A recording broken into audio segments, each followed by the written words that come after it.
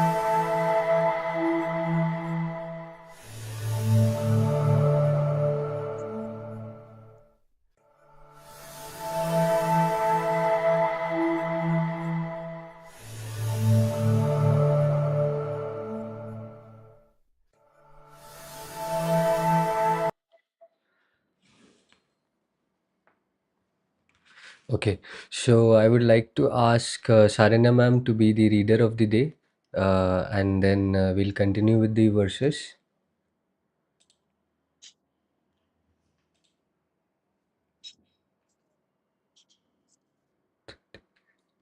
Hello, Saranya, can you read? I think Yeah. Her screen is freezed. okay. So then Can I'll I take up continue. the reading, Yeah, yeah, Dhruv? yeah, yeah. Sure, Okay, I have. so we are studying the Ekotara Agama. The translation of the Ekotara Agama from Sanskrit to Chinese was done by Gautama Sangadeva from the Kushan Empire during the Eastern Qin Dynasty, 317 to 420 AD.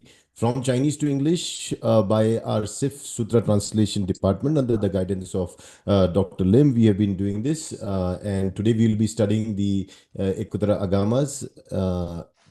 Volume 23, chapter 31, the chapter on increase. Okay, let's take. Yeah, 31.6. Thus I have heard. One time the Buddha was staying at Anatha Pandita's ashrama in Jetwana of Shravasti. The Bhagwan addressed the bhikshus. Suppose there were four extremely venomous snakes kept together in a basket. Then comes a person from any direction. One who desires life, not death, seeks happiness, not suffering, is neither foolish nor confused, with clear and unattached mind. Then, 1 minute, I think there's a thing on the right hand side, there is some strip. Then the king or his ministers tell this person, you must carefully tend these four deadly snakes, bathe them, keep them clean, and feed them regularly. Uh, no, is the time to begin. Now is the time to begin. Hearing this, the person becomes terrified and flees in panic. They then warn him, five armed executioners will pursue you. If they catch you, they will kill you without delay. Now, terrified of both the snakes and the armed pursuers, the person flees desperately. They are then warned, six enemies also pursue you to kill you. In total fear of the snakes, the executioners, and the enemies, the person searches for refuge, an abandoned village, empty house, broken wall, or empty vessel. Then a compassionate friend warns, these empty places are full of bandits. Do what you must do to escape.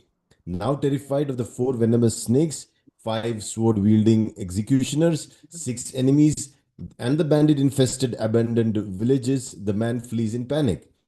Coming upon a vast raging river, too deep and wide to cross, with no bridge or boat. While still pursued by vicious bandits, he thinks, how can I cross this treacherous river? I must gather wood and reeds to build a raft. After painstakingly constructing the raft, he crosses safely to the far shore without hesitation. Bhikshus understand this parable's meaning. The four venomous snakes symbolize the four great elements: earth, water, fire, wind. The five executioners represent five aggregates: form, sensation, perception, mental formation, consciousness. The six enemies signify the six sense desires. The abandoned villages metaphorize the six internal sense bases: eye, ears, nose, tongue, body, mind. Dhruv, there is a band of something coming on the screen. Um, Do Doctor, do you also see a band on the screen? uh, where, No. where, On the screen, I cannot see. I don't know. It is my problem. Doctor, now I Yeah, have a you can read. Huh? You yes, can read yeah, it. I can read. Yeah. Okay. okay. When the wise observe the eye, they see it as empty, impermanent, insubstantial. The same applies to ear, nose, tongue, body, and mind. All empty, transient, and unreliable. The turbulent river symbolizes the four floods: flood of sensual desire, flood of existence, flood of ignorance, and flood of wrong views.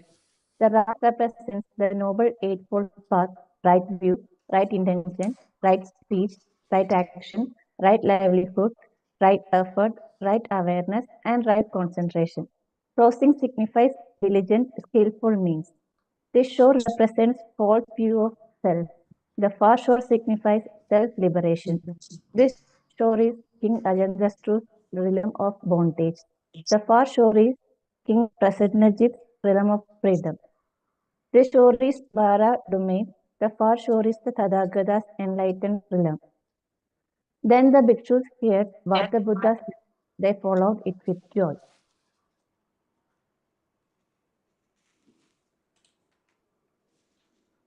Yes, doctor. Yeah, yeah. I think as the skin have some black. Yeah, Yes. yeah. Now It is on. incorporate. Yeah. Yeah, yeah, yeah. Okay, I think this two sutra are the metaphor. Okay, so Buddha always putting this the all the obstacle, the five element. Okay, the earth, what we call water, wind, and fire, no? Okay, these are the elements in the world. Okay, they in the ancient India they classify everything into one of these four elements. Okay, these are the basics constitution of this thing, and these are not permanent. Okay, they will be destroyed upon time. Okay, so if you stick to them, it will eventually destroy. You will, so it's like then a Buddha, what do you call, use it symbolically, compared to snake, they are something poisonous, okay, that can cause harm if you attach to them, okay. So the five senses, okay, they are the continuation, of the what do you call, or the sutra. Okay, you have to guide your senses because our feeling are all coming from the senses, no? Our feeling, and many of the feeling actually is if you do not guard it, it become harmful. Yeah,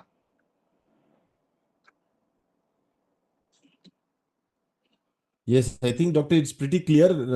We can go to the next yeah, sutra. yeah. It's quite Yeah. quite straightforward. Yeah, this is The quite only thing, straightforward. Doctor, here it is very nicely said that the crossing signifies diligent, skillful means.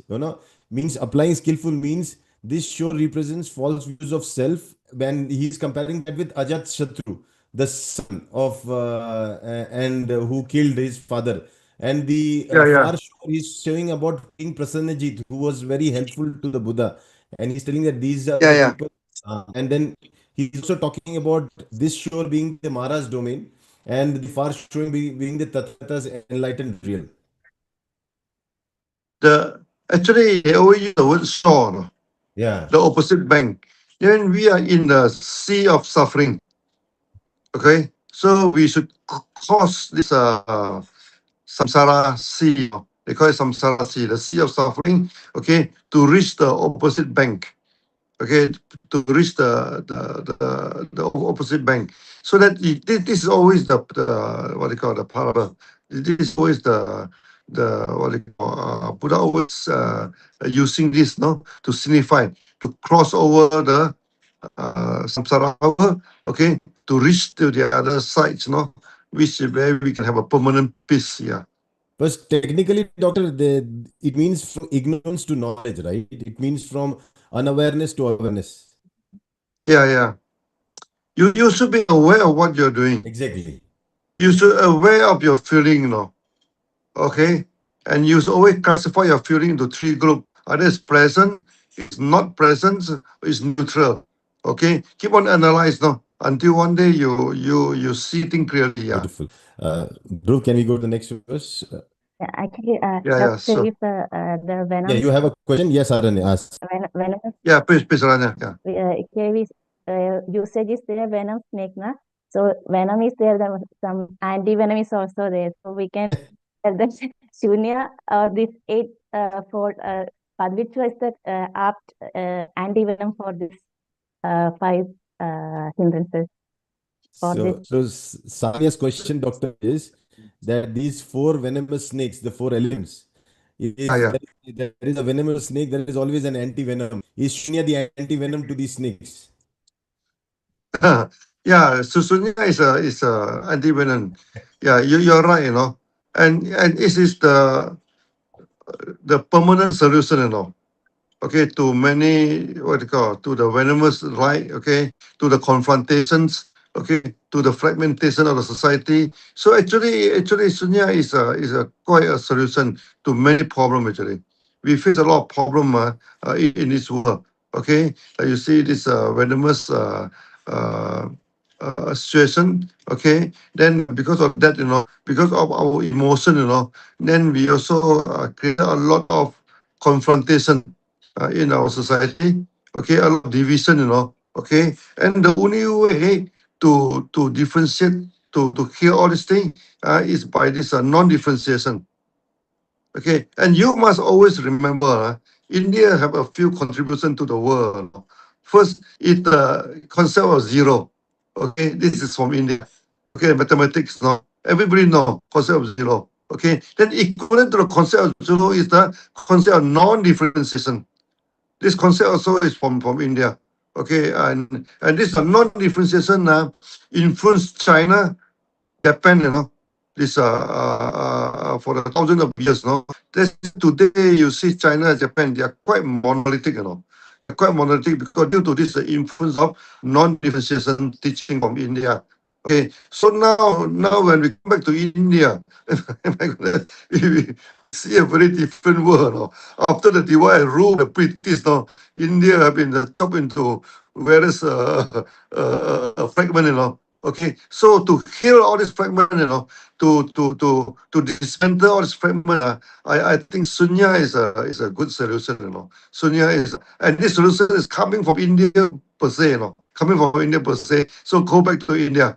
Okay, so I think these are the things that we should promote in a society, because this is a good healing act, to the present situation. Yeah, Yes, I think we can continue. Saranya, read. yeah, continue, yeah, without 31, defilement. 31.7 without defilement. Anashvara. Thus I have heard one time the Buddha was staying at another Pindida's ashrama in Jadavana of Shravasti together with a great assembly of 500 bhikshus. After that time, at that time, a lay devotee in Savasti passed away and was reborn in the household of a great elder in the same city, conceived by the chief wife. The Bhagavan, with his perfectly clear divine eyes, saw this lay devotee's rebirth in the wealthiest elder's family. On the same day, a Brahmana died and was reborn in hell. This too the Bhagavan saw with his divine eye. Also that day, elder Anadapindita passed away and was reborn in a heavenly realm with Bhagavan likewise observed. And on that very day, a certain bhikshu attained final nirvana. This too the Bhagavan perceived with his divine eyes. Having witnessed these four events, the Bhagavan spoke this verse. Some enter the womb again, evildoers fall to hell, the virtuous ascended to heaven, the underfilled reached nirvana. Our wise one now conceived, the Brahmana plunged to hell. Sudatta rose to heaven, the bhikshu gained extinct. Then the Bhagavan rose from meditation and went to the assembly hall where he sat down. He addressed the bhikshus. There are four practices that lead to human rebirth after death. What are the four? Maintaining purity in bodily action, speech, thoughts, and livelihood. These four, one who perfects these will reborn among humans. Furthermore, O Bhikshu, there are four defiled practices that lead to hell. What are the four? Impurity in bodily actions, speech, thoughts, and livelihood. These four, O Bhikshu, when cultivated, lead to rebirth in hell. Again, O Bhikshu, there are four noble practices leading to heavenly rebirth: generosity, kind speech, beneficial action, and impartial treatment. These four, when cultivated, O bhikshus, lead to rebirth in the heavenly realm. Again, O bhikshus, there are four more dharmas. If someone cultivates them, then upon the breakup of the body, after death, they will exhaust all taints, achieve the taintless liberation of mind and liberation by wisdom. With birth and death ended, the noble life fulfilled, the task done, and no further rebirth to be known. What are the four? The first dhyana with thoughts and examination. The second dhyana without thoughts but with examination. The third dhyana with aware equanimity, and the fourth dhyana where pleasure and pain cease. These, O bhikshus, are the four dharmas. If someone practices them diligently, they will exhaust all taints, achieve the taintless liberation of mind and liberation by wisdom. With birth and death ended, the noble life fulfilled, the task done, and no further rebirth to be known. Therefore, O bhikshus, if any tensman or member of the fourfold assembly wish to be reborn among humans, they must strive to purify their conduct in body, speech, mind, and livelihood. If they wish to be reborn in heavens, they must strive to practice the four bases of sympathy. If they wish to exhaust all taints and achieve the taintless liberation of mind and liberation by wisdom, they must strive to cultivate the four dhyanas. Thus, O bhikshus, you should train yourself. When the bhikshus heard what the Buddha said, they followed it with joy. Yes, Doctor. Yeah, yeah. Okay, So I think this is quite self-explanatory. straightforward. Yeah, it's straightforward. These are the thing. Okay. Now you see this it makes about four things. Okay, your body, your speech, your mind, and also your livelihood. Here he focused on livelihood, because he also referred to the Brahmana. Okay, for the Brahmana, you need to do something for your livelihood, and whatever you do, it must be your livelihood must be within the Panchasila. You don't break the Panchasila for your livelihood. Okay. Then the main aim of Buddha teaching, is not to do good and born good. No, this is not his main teaching. Do good and born good is for those people who doesn't know the Dharma. Those who do the Dharma is to break the cycle of birth, to stop this cycle of birth, to achieve nirvana. That is the main attention of the thing. But also, Buddha will caution, okay, if in case you want to born in a good stage, you always must do the good thing, okay, and you should observing the Panchasila. That is a good thing. So you must always remember, people go to hell because of his action, not because of his belief. Okay, many people say that, oh, you believe in God, you go to heaven, you don't believe in God, you go to hell. No such thing. Okay, you only do something bad, you only you only break the rules, then going to hell. Yeah. Remember that. That is the main teaching, Yeah. Your doctor, that means your bodily actions, your speech and thoughts and livelihood, all these are the reason where you will travel either in the next birth, either to Yeah, heaven yeah. or that will Yeah. decide, not what you believe, not what you No, no, no, no, no, nothing to do with your belief, no. This thing, God doesn't care whether you believe him or you doesn't believe him, no. This is not his yes. concern. This thing, Okay, and you must understand, for Buddha and God, their comparison are non-differentiation, They don't differentiate people, Okay, all being are the same. Okay, whether you're a good man, whether you are a guilty man, it's the same to them, Okay, the comparison to you are equally strong. Okay, that is a universal comparison. Okay, you must understand.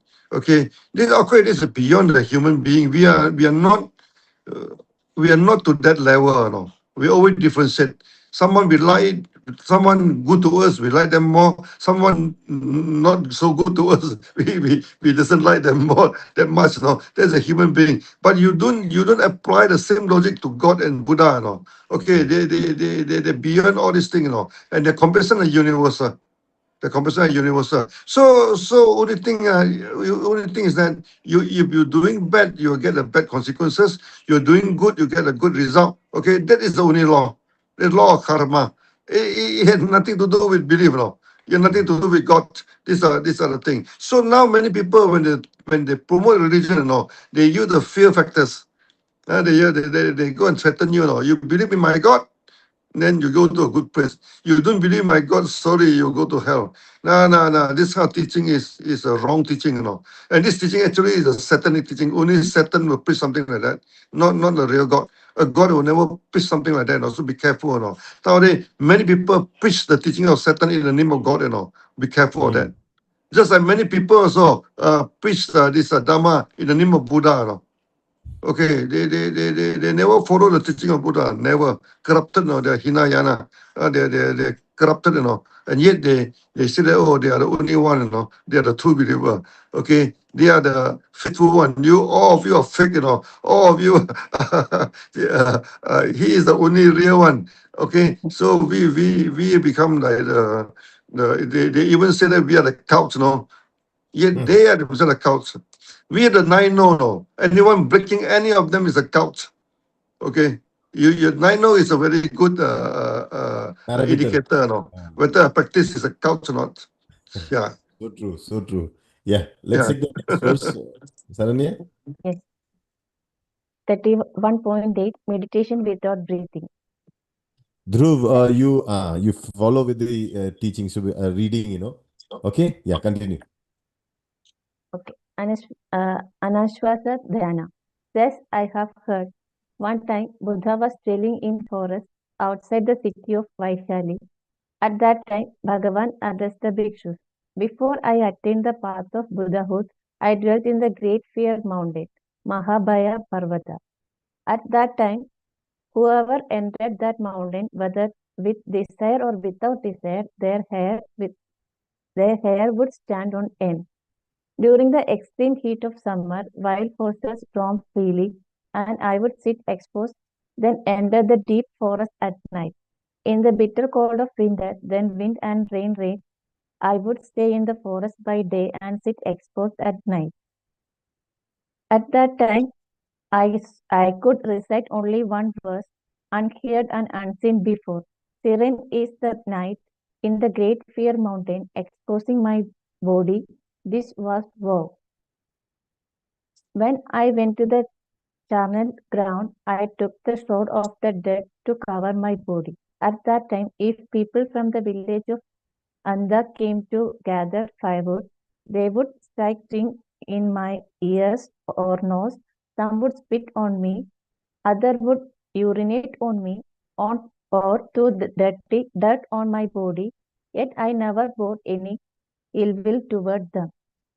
Such was my mind of protection then. Where there were cattle, I saw a calf dump, I would eat it. If there was no calf duck, I would eat the dung of grown cattle. After eating such food, I thought, why eat at all? I would simply fast all day. As soon as this thought arose, Devas came to me and said, "Do not fast. If you fast, we shall sustain you with ambrosial essence of preserve your life." Then I thought, if I fast, why should Devas bring me ambrosia? This body would then sustain falsely. So I reconsidered, let me eat only seeds and rice remnants. At that time, eating just one seeds and one grain of rice per day, my body became extremely weak, with bones protruding and connected only by skin. Sauce broke out on my head and flesh fell away like a rotting rod that cannot maintain its form. My head was exactly like this, with sauce and falling flesh, all due to not eating. Like stars reflected in the deep water, so too were my sunken eyes from starvation. My body became like a broken down old cart, completely ruined and barely functional. My buttocks traveled like camel footprints. When I pressed my belly, I touched my spine. When I felt my back, I reached my belly skin. Such extremely immaculate all came from not eating. Even sustaining myself on one seeds and one grain of rice brought no benefit, nor did it help attain the supreme dharma. When needing to relieve myself, I would collapse, unable to rise. Seeing this, some devas said, the Shramana Gautama has passed into nirvana. Others said, this Shramana has not died yet, but soon will. Still others declared he has not died. This Shramana is truly an arahant, for such austerities are arahant's way. Through conscious and aware of external events, I then thought I shall enter breathless meditation. Concentrating on stopping my breath, I noticed air escaping through my ears with a thunderous roar. Resolving to stop this, I sealed all openings, mouth, nose, and ears, when breath could not escape normally. Internal winds burst from my limbs with defensing roars like a thunder. Even then, my consciousness remained tethered to this bodily struggle. Then I thought I should enter breathless meditation again. I blocked all passages of breath. Then I stopped all inhalation and exhalation. I suffered terrible headaches as if someone were drilling into my skull. Still conscious, I thought I shall meditate further, preventing breath from entering or existing. When I completely restrained my breath, all air gathered in my abundance. The little movement of breath remaining felt like a butcher closing a couch with a knife. The pain was unbearable. It was like two strong men holding a weak man over a fire to burn him. Such excruciating pain cannot be fully described. Thought conscious, my body lost all human coloration during this meditation. Some who saw me said this Sramana complexion is extremely dark. Others said this Sramana looks near death. Know these pictures, after 6 years of such austerities, I still had not attained the supreme dharma. Then I thought, today I shall eat one fruit. After eating it, my body was so weak I could not rise bent like a 120-year-old with bones falling apart. Know that this one fruit was not larger than today's small juj- jujut. I realized it's not the path to enlightenment. There must be another way. I recalled once under my father's feet, free from sensual desires and unwholesome states, I entered the first dhyana, then the second dhyana without thoughts and examination, then the third dhyana with purified awareness, then the fourth dhyana beyond pleasure and pain. This may be the true path. For 6 years, I practiced extreme austerities without success, lying on the thrones on the wooden boards with iron nails hanging upside down like a bat, Bit. sitting cross-legged, never cutting hair or beard, scorching under the summer sun, sitting on winter ice, submerging in water, maintaining silence, eating once daily or twice, up to 7 times, consuming only vegetables, rice, stem, roots, tree barks, flowers, or wild fruits. Sometimes naked, wearing rags, grass garments, or animal hides, covering myself with human hair, or growing matted locks. Yet through all these bhikshus, I failed to attain Four Noble Truths, the noble disciple, wisdom, liberation, and concentration that are truly profound. These four eluded me despite such extreme practices. Then I thought, now I must seek the supreme path. What is the supreme path? It is these four noble truths: noble discipline, noble concentration, noble wisdom, and noble liberation. I realized this emaciated body cannot attain enlightenment. I must nourish myself moderately through regain strength for proper practice. When I began taking nourishment, the five Samanas abandoned me, saying, Shramana Gautama has fallen from his Shramana vows. He has forsaken true practices for intelligence. Rising from meditation, I walked eastward, pondering where did countless past Buddhas attain enlightenment. Celestial beings announced all past Buddhas achieved awakening seated beneath trees. I wondered what posture brings enlightenment, sitting or standing. The deities replied, all Buddhas sat upon grass mats to awaken. Nearby, the Brahmana Swasti was cutting grass. Approaching him, I asked, what is your name and clan? He answered, I am Swasti from Vesanatara clan. I said, excellent. Such auspicious names are rare in need. May your name prove true, bringing freedom from birth, aging, sickness, and death. Your clan name matches mine. Kindly give me some grass. When Swasti asked its purpose, I explained, I seek to sit beneath the king of trees to attain the Four Noble Truths: discipline, concentration, wisdom, and liberation. Know this bhikshu then Swasti personally brought grass to the Bodhi tree. Seating myself with straightened posture and focused mind in full lotus position, I attained the first dhyana, liberated from sensual desires and unformed state with thought and examination, progressing beyond thought to the second and third dhyana, then to the fourth dhyana of pure equanimity beyond pleasure and pain. With purified mind, free from defilement, I gained fearlessness and recalled countless past lives, one, two, up to hundred of thousands of rebirths through world cycle of formation and dissolution. I remembered dying and reappearing in the various existences with complete knowledge of their cause and conditions. With divine eye purified and unclouded, I perceived being passing away and reappearing according to their karma, the fortunate and unfortunate, beautiful and ugly. Those engaged in worldly, verbal, and mental misconduct, slandering noble ones, and holding wrong view, were reborn in hell realm. Those practicing virtue with right view reappeared in the happy destination. Thus, I comprehended how beings fare according to their action. Through this taintless concentration, I exhausted all taints, achieving the taintless liberation of mind and liberation by wisdom.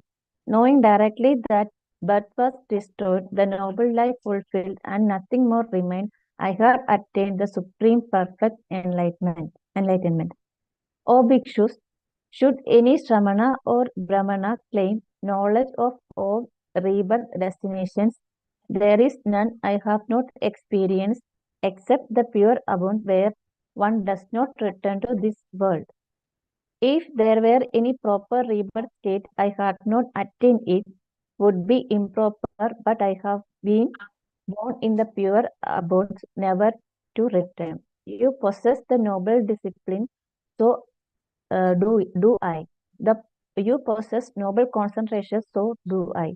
You possess noble wisdom, so do I. You possess noble liberation, so do I. You possess noble knowledge and vision of liberation, so do I. The root of rebirth is cutting off. No more will no more will I enter a womb.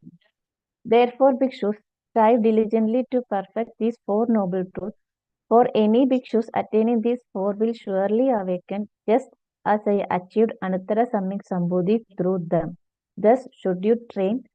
When the bhikshus heard what the Buddha said, they followed it with joy. Yes, Doctor.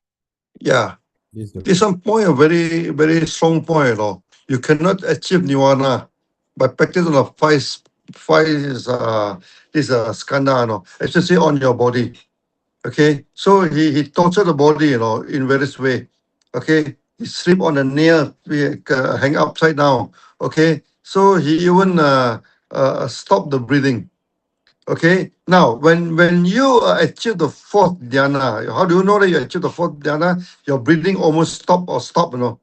Okay. Then no more feeling of happiness or unhappiness. That is a state of fourth dhyana. Okay. So they are four level of dhyana. Okay, and you need not remember what is that. You just remember the first one and the last one. The first one is that you feel very peaceful.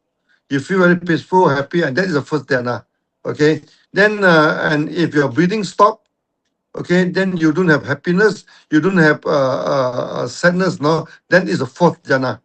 Okay, and by practicing of this sunya regularly, you know, definitely you will achieve this four level of jhana, and that is very important for you to attain the nirvana. You know. Okay, this four jhana is very important, not by torturing your body, you know, not by torturing your body. And nowadays, people love to torture the body. Even you see, you go to some vipassana school, no? My goodness, they are torturing themselves, no?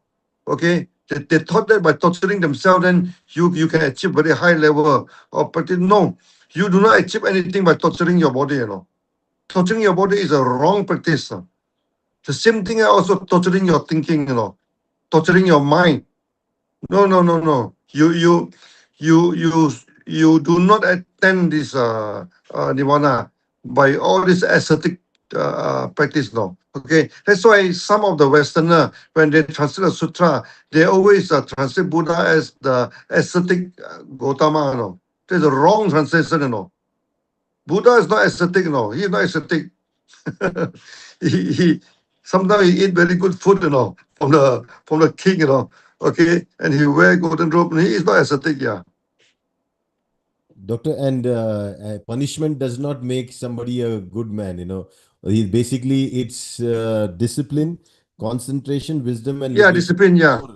These four things, Buddha has said that you should apply these four noble practices: the discipline, the concentration, that means the practice of dhyana; wisdom by Yeah, studying sutras, and discussion with the right people; and aiming for liberation means being from effort to effortlessness. yeah. You focus on your body, okay, your speech, your mind, and your livelihood. Just how this Enough. thing, you know. Yeah, yeah, Yes. enough. Okay. Now you see, it's not easy to control your mind. Mind cannot see, you know. Okay. But mind and body cannot be separated. It's easy to control your body.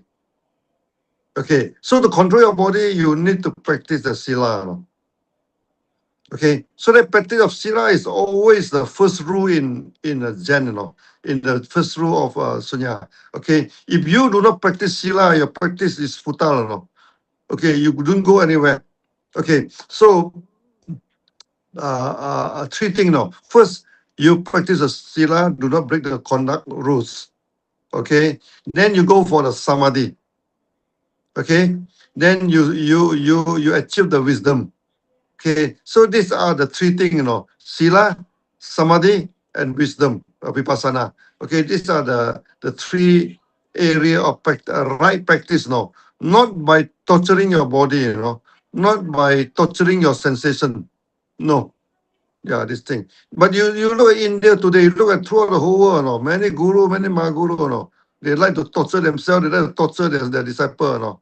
Either they torture themselves or they get loose, no. Mhm. Okay, so they are another extreme. Okay, they let their mind and body, enjoy, and without constrain them. That also wrong.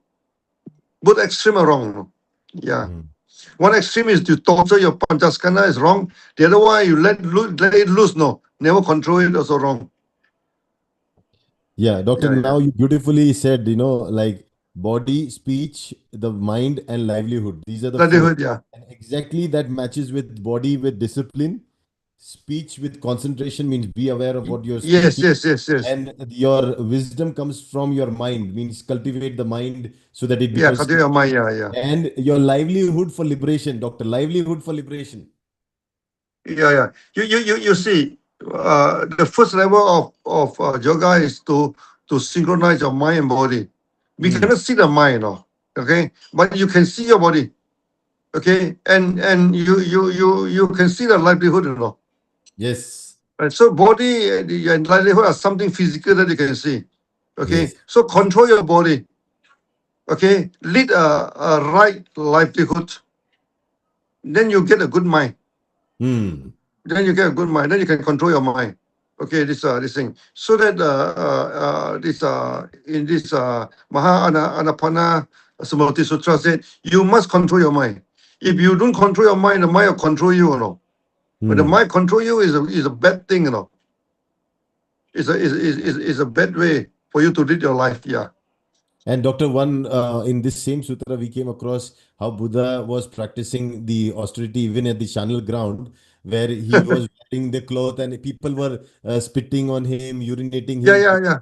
But even then, after all that, he did not harbor any hate. Exactly No, like no. the He Bangalore sutra. Ah. because they come he in a very bad stage. People look at him like a beggar. Hmm. Like that time when he practiced this austerity, he doesn't look good. Hmm. Okay, so even the devil also comment on him. He look dark. He look Hmm. like dying. uh, then luckily I think it's the lady what do you call Sujata. Sujita. Yeah. Sujita provided this milk porridge. The porridge, the milk porridge is a very rich food. They only the time Sujita is on the way to what they call to pray to a goddess, no? To pray to a god. It's like, this one is dying, So Buddha is like in this what do you call it is Niranjana river. Actually, Buddha tried to take a bath, but he fainted there, no? Yeah. Fainted there, almost dying. Then the Sujita feed him the milk porridge, and the milk porridge saved him. Yeah, this thing. And Doctor, to remind everybody that this Niranjana river is where Buddha Yeah, went on a journey for yeah. Day after realization. tomorrow, And you 17, have to. yeah, Yeah, we yeah. are going to have I a very cannot very, join because that day is a Chinese New Year, no. oh yeah, Yeah, yeah. And today all my family member are already here waiting for the family lunch. Okay. yeah. Yeah, yeah.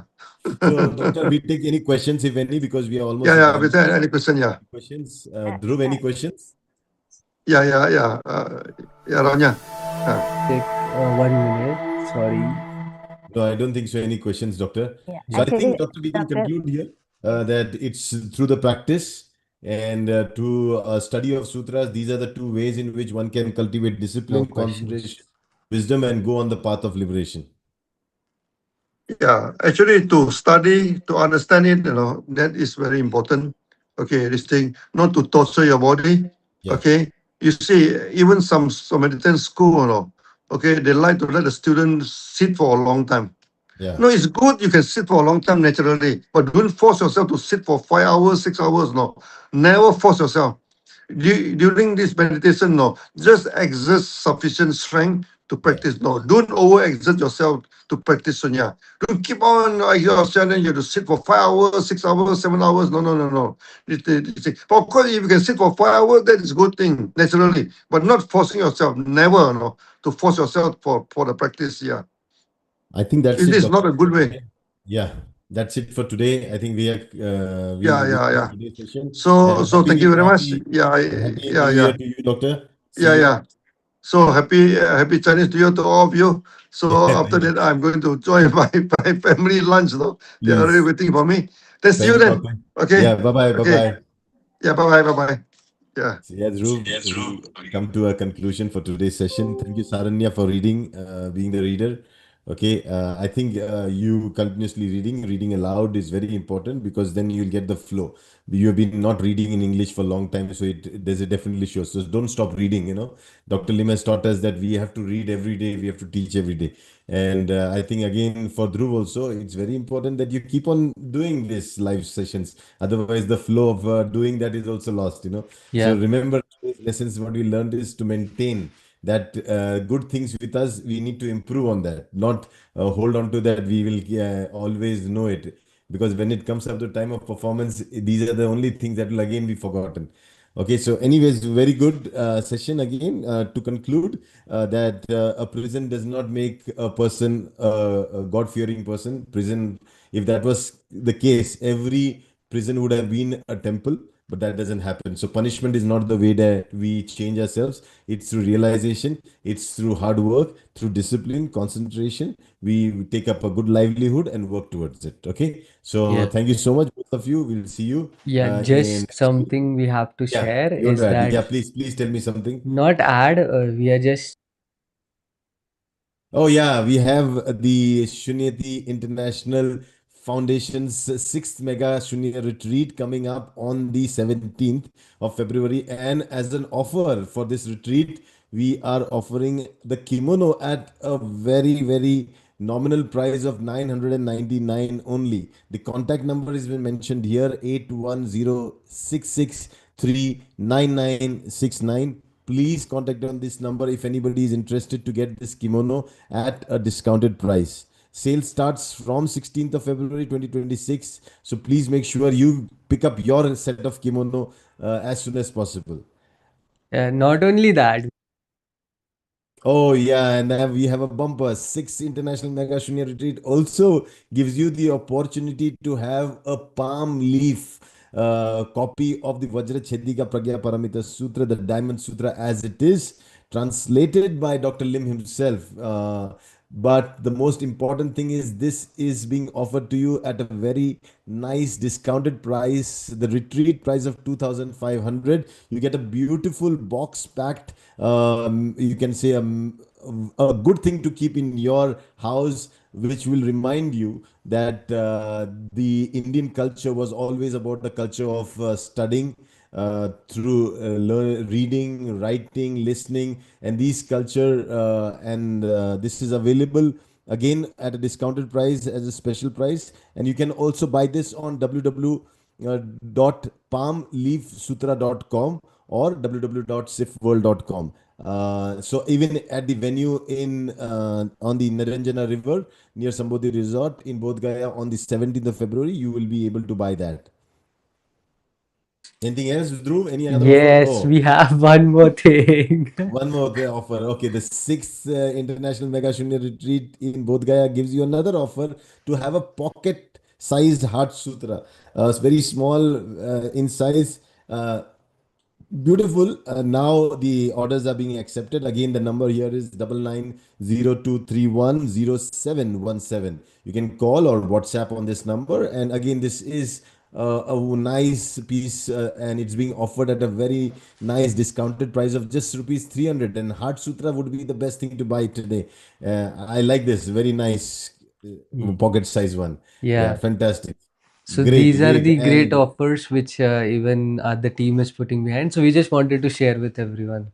fantastic. Good job. And we would like to invite everybody who is who can and possibly attend this mega Shunya retreat that we are having, the sixth one in Bodh Gaya, Niranjana River. As we just discussed, that was where Buddha got on his journey towards his enlightenment, letting go of all the ignorance that he had on the wrong practices of torturing his body, or having those wrong views through for liberation, and then getting himself directed towards those four noble truths of discipline, concentration, wisdom, and liberation, brought through body, speech, mind, and livelihood. I think that's the most beautiful thing that we learned today. And again, as we say, every time we read the sutras, the agamas, we edge ourselves into another level of our own personal development. And I think thank you again, both of you all, and see you soon next week, maybe. Yeah. Thank you. Thank you so much. Thank you, Dhruv.